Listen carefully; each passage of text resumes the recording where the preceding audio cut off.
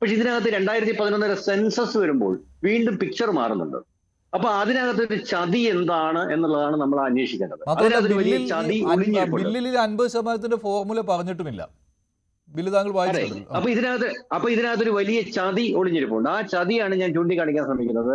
അതായത് കേരളത്തിലെ ജനസംഖ്യ ആനുപാതികമായിട്ടാണ് ഇപ്പോൾ നമ്മൾ ഈ പുതിയ മണ്ഡല പുനർനിർണ്ണയം നടത്താൻ പോകുന്നതെങ്കിൽ വിത്തിൻ ഈ 850 സീറ്റിന്റെ അളവിലേക്ക് കൊണ്ടുവരുന്നതെങ്കിൽ കേരളത്തിലെ ഇപ്പോഴുള്ള 20 സീറ്റുകൾ ജനസംഖ്യാനുപാതികമായിട്ട് 2011 സെൻസസിലെ കണക്ക് വെച്ചിട്ട് ഡീലിമിറ്റേഷൻ ചെയ്ത് കഴിഞ്ഞാൽ 15 സീറ്റുകളായിട്ട് കുറയും.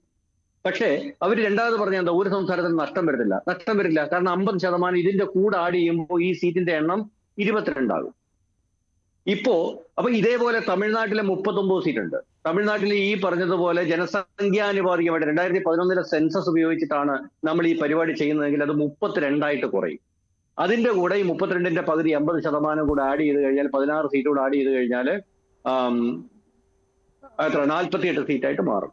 പക്ഷെ അങ്ങനെ ക്ലാരിറ്റി നൽകിയാണ് ബില്ല് വരുന്നതെങ്കിൽ സ്വാഭാവികമായിട്ടും പ്രതിപക്ഷം അതിനെ എതിർക്കുമല്ലോ. അത് മാത്രമല്ല അങ്ങനെ എതിർത്ത് കഴിഞ്ഞാൽ ഈ ബില്ല് നിയമമാകാൻ പോകുന്നില്ല.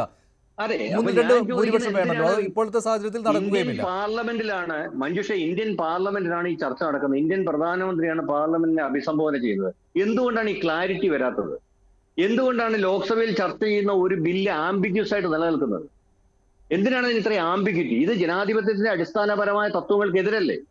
നമ്മൾ ട്രാൻസ്പെറൻസിയെ പറ്റിയും സുതാര്യതയെ പറ്റിയാണ് ജനാധിപത്യത്തിൽ സംസാരിക്കുന്നത്.